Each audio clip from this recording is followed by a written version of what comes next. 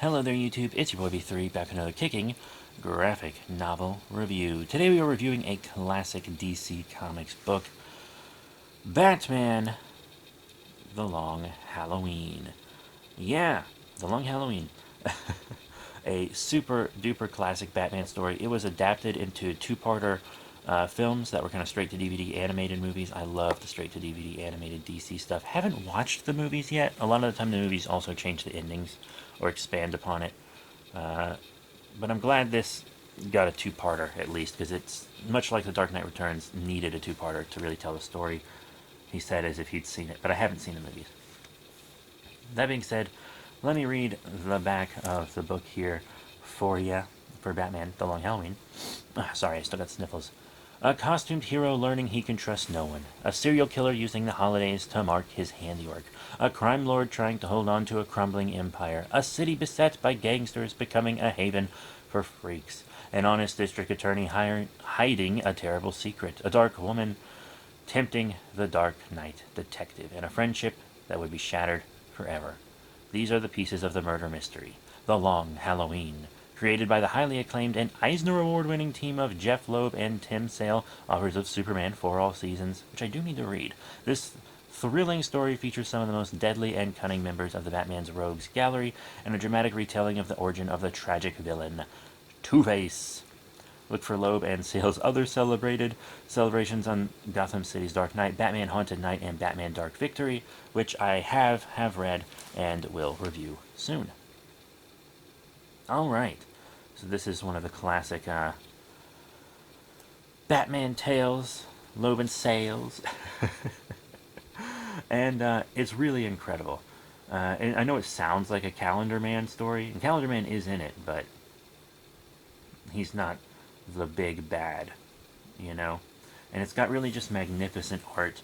It's got kind of real Dark Knight Returns-y, Frank Miller-y, Batman Year One, kind of Batman Gotham by Gaslight art, where it's just like you might as well have just drawn it on black paper. Probably would have been cheaper because it's so dark. And you know, Bruce Wayne, he's kind of doing his fraternizing, and there's kind of some Godfather-y stuff going on at a wedding in the beginning with the Falcones. Uh, you know, and he's got the, oh, sorry, I'm still sniffly. And you know, Falcone still has his cat scratches from Batman Year One, so you do need to read Year One to fully get this. But honestly, if you've seen the Year One movie, you'll understand it, 100%, even with that. And so, there's a killer, and on major holidays, he's putting members of the Falcone crime family in the ground.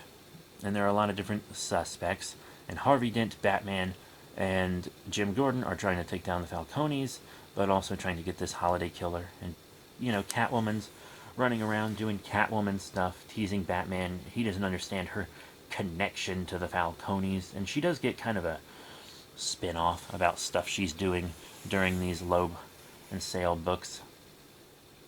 You know, and Batman does kind of feel a kinship with Harvey Dent and Commissioner Gordon, and they're working together to bend the law, not break it. They kind of make this pact together. And then, you know, Jim Gordon and Harvey Dent are also trying to keep their marriages together, and Dent's marriage seems to be going much better than Gordon's. And then there's like the killer's MO, you know, as I said, they kill a Falcone or someone, you know, associated with the Falcones every holiday. They have a specific kind of gun that they use, serial number filed off. They leave the gun at the crime scene intentionally. They use like a baby bottle nipple as a silencer, and they'll leave like a rose or something, and also something related to the holiday. So on Halloween, which is the first murder, they leave like a little jack-o'-lantern. And it's called The Long Halloween because the first murder was on Halloween, and then they just continue for like a year. So to the gangsters, it's The Long Halloween, you know? And if you've seen The Dark Knight, and you liked The Dark Knight, a lot of The Dark Knight is based on this book. I never really hear people talk about that.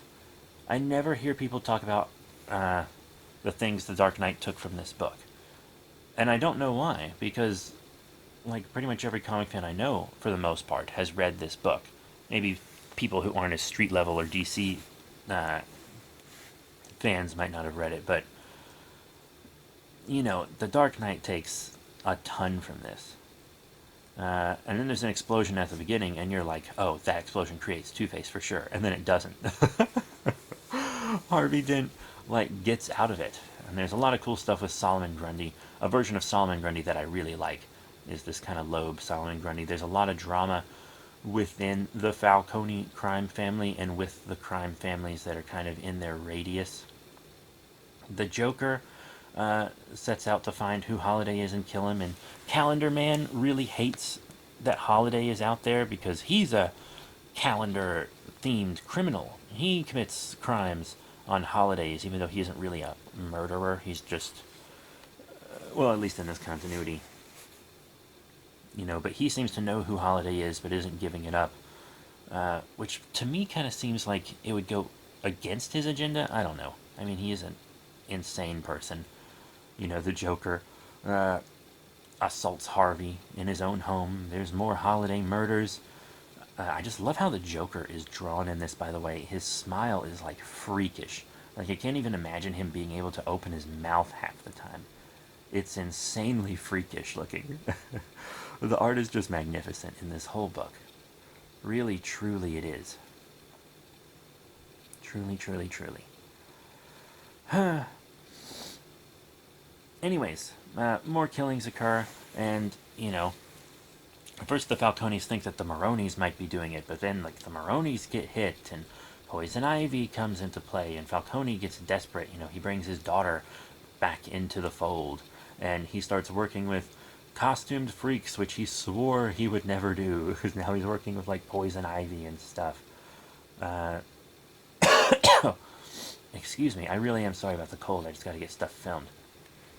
And then he, hires the Riddler to figure out who the killer is. But then Holiday, on April Fool's, stages an attack, but, shoots an outline around the Riddler's body after he's hired to find the killer. And it's since it's April Fool's, he doesn't kill anybody.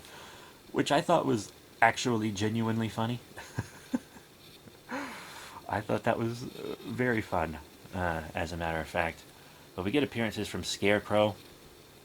And he's always saying nursery rhymes. Scarecrow is in the Loeb stuff, which isn't my favorite. And Batman seems to get exposed to Scarecrow's fear gas constantly in Jeff Loeb's work. It's like, Batman, you got so many gadgets. You're a billionaire who's always prepared for these kind of things, allegedly. Maybe invest in a gas mask every once in a while. I mean, it's very easy for an author to write it so that a gas mask can get pulled off or damaged or something in a fight. And then we, on the Father's Day, when the Father's Day murder is committed, we kind of get some hints about Harvey Dent's mental unrest, his abusive father, and etc., and perhaps his dual personality, which we all know is going to come into play soon. And I also want to mention that a lot of panels in this are just straight up in black and white, which I adore, honestly. I used to not like comics that were in black and white, but I think it's because I've just read some old DC books that were in black and white, and they just... Because I remember it was a Green Lantern book or Justice League book, and I was looking at Green Lantern in black and white was just so boring to me, I remember. But now, a lot of my favorite horror comics and stuff are in black and white, and I would die before advocating for a black and white film to be colorized. You just have to use the black and white correctly. You have to know how to use your shadows and how to use the darks and the lights. You just have to know how to use it. But then, a lot of suspicion is on Harvey Dent.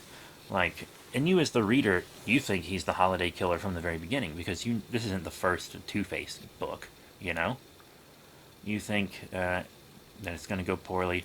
But eventually, he does get the acid splash in his face, and you're like, oh yeah, he was definitely the Holiday killer for sure. Now he's gone extra crazy, but he kind of forms this sort of bond with Solomon Grundy in the sewers, because they're both outcasts. Batman's trying to figure out why Catwoman is so interested in the Falcone family. And eventually, we do find out who Holiday is. And it's Falcone's son, which is very interesting because Falcone didn't really want him as part of the family business. I think just to spare him, uh, it seems. But he was also a victim of the Holiday Killer early on, and then it seems that he is Holiday. Uh, he gets caught trying to kill Maroni. He gets arrested. He confesses, and then Harvey Dent is running around with his new crew. He's got Solomon Grundy, the Mad Hatter, the Joker, the Penguin. Love how the Penguin's drawn in this as well. He's got Poison Ivy, Scarecrow, Catwoman, and they all go to fuck up the Falcones. But then Catwoman seems to be not acting in Two-Face's interests the entire time they're there. And it goes black and white when the smoke bomb goes off, except for the blood, which stays red, which is a very popular thing nowadays, but it's not like an original thing because this is an older book. They did it then with black and white scenes just having some red show up. Often blood. I've seen it in horror stuff. You can even kind of see that in Marvel's not London After Midnight. That's a lost Lon Chaney Sr. film. Werewolf by Night on Disney Plus. I am reading through Werewolf by Night and Spawn and a lot of other horror-y kind of stuff, so I'll be reviewing those soon. Horror comics and indie comics are kind of my main thing right now, but this comic is horror-y, but it's not indie for sure. This is definitely a corporate comic through and through. But then Two-Face says that there were two Holiday Killers, and they think, well, Two-Face, he's the other Holiday Killer. But it's not. It was Harvey Dent's wife the whole time. When she was suspicious of him, she was like, does he know I'm doing this? Is he doing the same thing? Because he brought evidence home, which is an odd thing to do. And, she was a Holiday Killer. The baby nipples, she was using those because they had them because they were trying to become a family. And she knew how to cover her tracks because her husband was a district attorney and she could read his case files and stuff. So she was a Holiday Killer, and then she kind of skips down. So there were two Holiday Killers. Two-Face wasn't one of them. It was Falcone's son and Harvey Dent's wife were the Holiday Killers. Very interesting. Very good book. It leaves you guessing. I didn't suspect her at all. I didn't suspect Falcone's son at all. Both of those twists got me. Both of those twists got me. This book, it's incredible. It's absolutely incredible in every way. Honestly, it's a 10 out of 10. Like, I can't really think of anything wrong with it off the top of my head. It's a really fantastic book with amazing characters, just magnificent art that's creepy, but also very clear. Because a lot of the time, art in kind of horror-y and dark books isn't always the clearest. Sometimes you can't always tell what's going on. Like a lot of Frank Miller books, sometimes I'll read something with that Frank Miller art, and I'm like, what am I looking at right now? So the art's like creepy and twisted, but clear. Excellent color work. Magnificent writing. A fantastic mystery. All the best Batman stories, in my opinion, are detective stories at their core. And this is definitely a great, great mystery. I would read or watch Batman Year One before absorbing this narrative. But other than that,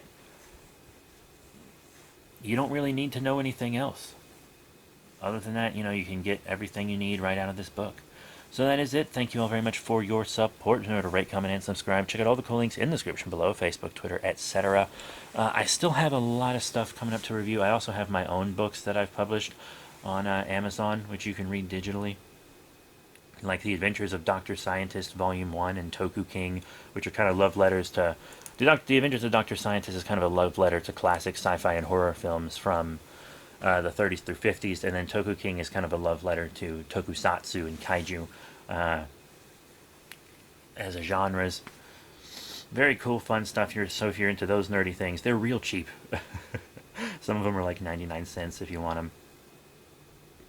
And then I also have like some nonfiction stuff from when I was a funeral student and when I worked in the funeral industry.